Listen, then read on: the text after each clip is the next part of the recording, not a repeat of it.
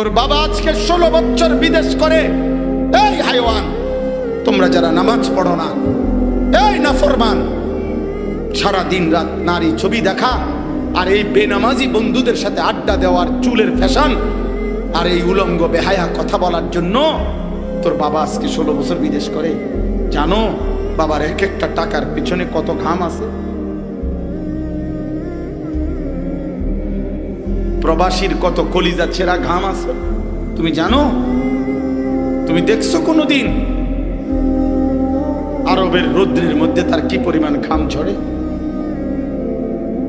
আমরা যে যতবার হজে যাই, উমরায় যাই, যেই কোনো মানুষ হজ উমরায় যায় 7 মিনিটের জায়গা 8 মিনিট, 10 মিনিটের জায়গা 15 মিনিট শুধু হোটেলের থেকে আল্লাহর ঘর, একটু দূরত্বটা যদি একটু বেশি হয় এইটুকু জায়গা সর্বোচ্চ 15 মিনিট গরমের এই জায়গাটুকু, কারণ হোটেলের মধ্যে ফুললি এসি, আল্লাহর ঘরের ভিতরেও মসজিদে হারামেও এসি ফুল, যেখান দিয়ে ঢোকো শুধু হাঁটার জায়গাটা যেখানে ওই হোটেল থেকে এখানে আসছে এই কদ্দুর জায়গা হাইটা আসে, গরমে কষ্ট পায় দেখা 15 মিনিটের গরমের কষ্টে এই মোয়াল্লেম করে এমন গালিগালাজ করে তাকে 14 গোষ্ঠী শুদ্ধা কবরবাসী শুদ্ধা অভিশাপ দেয় তা করে।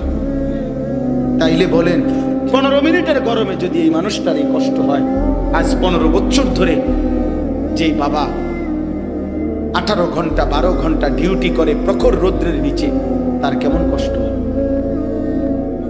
সেই কষ্টের ঘাম ঝরানো টাকা দেয় তোমাদের জন্য, আর তোমরা 2 আঙ্গুলে মোবাইল টিপো। তোমাকে লজ্জা করলো না? শরম লাগলো না? এখানে যখন বৈশা তোমরা এই যে চারিদিকে ভিডিও করছিলা, একবারও ভাবলা না যে এখানে দিনদার মানুষ আছে, এখানে আলেম ওলামা আছে? একবারও ভাবলা না বাবা? তোমার বিবেকে কোনো কাজ করলো না? এই জন্য আমি সব সময় বলি, মনে রাখো আমার এই কথা, মোবাইলে যারা আসক্ত, মানে সারা দিন রাত যারা মোবাইল নিয়ে ব্যস্ত আসক্ত, তারা প্রতিবন্ধী, মানসিক ভারসাম্যহীন, তাদের ব্রেনে সমস্যা হয়ে গেছে। তার কাছে আর ভালো মন্দ উচিত অনুচিত কাজ করে না, সে আর বোঝে না যে এই পরিবেশে এখন ভিডিও করা, মোবাইল করা, ছবি তোলা এটা মানাবে কিনা, উচিত হবে কিনা, এটা তার মাথায় আর ক্যাচ করে। হে প্রতিবন্ধী হয়েছে। এই জন্য একটা সিএনজি একটা গাড়িতে দেখা গেছে 3 জন মানুষ অ্যাক্সিডেন্ট করে রক্তাক্ত লাশ করে আছে, ওমা অগণিত নাফরমান সাইডে দাঁড়াইয়া ভিডিও করে। তাহলে এই নিকৃষ্ট রুচি, যে মানুষটা মরে যাচ্ছে, বাসটা পুড়ে যাচ্ছে, আর বাকি নাফরমানরা ভিডিও করছে, লাইভ দেখায়। ময়মনসিংহের মানুষের লাইভ দেখাইলে ময়মনসিংহের মানুষ দৌড়াইয়া লাইভে দেখা এরপরে অ্যাক্সিডেন্টের এই লোকটারে ধরতে বললে আপনাকে বসুরা টাইপ, হ্যাঁ আপনি হেরে কিনতেন লাইভ দেখান? তুমি নাফর মানে না তারে আগে ধরবা, তুমি না ধরবা তারে, ওই লাইভ দেখে করবো কি? বলো ভাই, আপনাদের জানেন না ওই যে কোথায় এলাকাটা, মানে আপনাদের নোয়াখালীর যে এক প্রবাসী ভাইয়ের পরিবারের 8 জন সদস্য মাইক্রো থেকে মধ্যে যে পানিত পড়ে গেছে,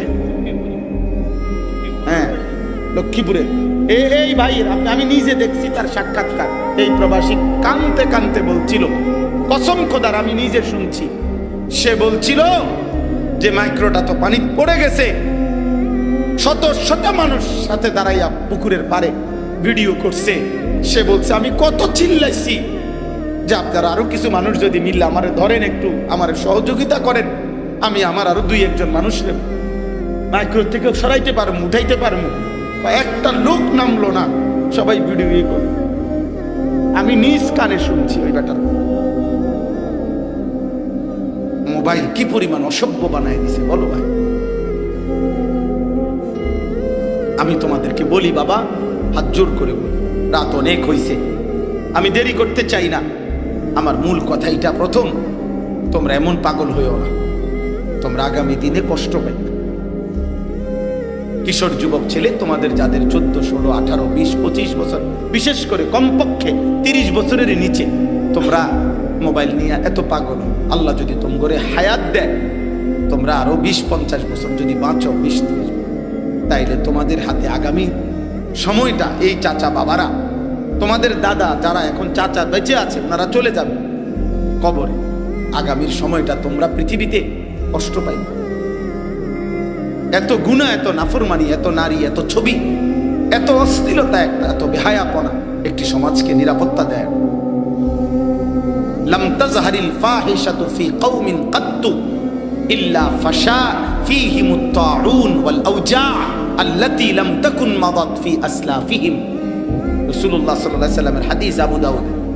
নবীজি বলেন, কোন জনগোষ্ঠীর মধ্যে যদি অশ্লীলতা, জিনা, ব্যভিচার, নারী পুরুষের অবাধ মেলামেশা, ছেলে মেয়ের অবাধ যৌনাচার যদি বেড়ে যায়, খোদার কসম, আল্লাহর নবী বলেন সেখানে মহামারী নিশ্চিত ছড়িয়ে পড়বে এবং এমন রোগ আসবে যা পূর্ববর্তীদের মধ্যে ছিল না। আরেক riwayতের মধ্যে আছে, ইল্লা কাসুরা ফীহিমুল মাউতু, ওই সমাজের মধ্যে মৃত্যুর সংখ্যা দ্রুত গতিতে বেড়ে যাবে।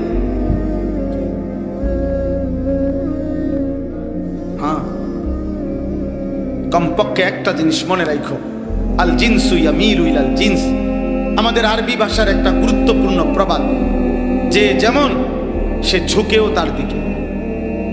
এই জন্য আমি তো সব সময় বলি, এই যে তোমরা অনেক ছেলে আছো দেখবা যারা নারী ছবি, অশ্লীল দৃশ্য দেখতে অভ্যস্ত এবং বেনামাজি, দেখবা তুমি ঘুরে ফিরে যারে তুমি তোমার লগে পাইবা, ওই তোমার মতো এরকম বাটফার সিটার, তুমি ভালো মানুষের সন্ধান পাইতা না। আবার ইমানদার নেককার, সে যেখানেই যাবে সে খুঁজে পাবে এমন নেককার, এমন নেককার। ঠিক আল্লাহর কোরআনের ওয়াদা, কোরআন শরীফে আল্লাহ ওয়াদা করছে, সূরা নূরের মধ্যে আছে, আল্লাহ বলছে যে এই পুরুষ ব্যভিচারী, আযানি, যে পুরুষ লম্পট চরিত্রহীন, নারী আসক্ত, আল্লাহর কসম, আল্লাহ ওয়াদা দিছে যে সে যখন বিবাহ করবে, তার বিবাহিত স্ত্রী আরেকটা জানিয়া, আরেকটা ব্যভিচারিণী ছাড়া, আরেকটা মুশরিক বেঈমান ছাড়া অন্য কিছু পারবে না বিয়ে করতে।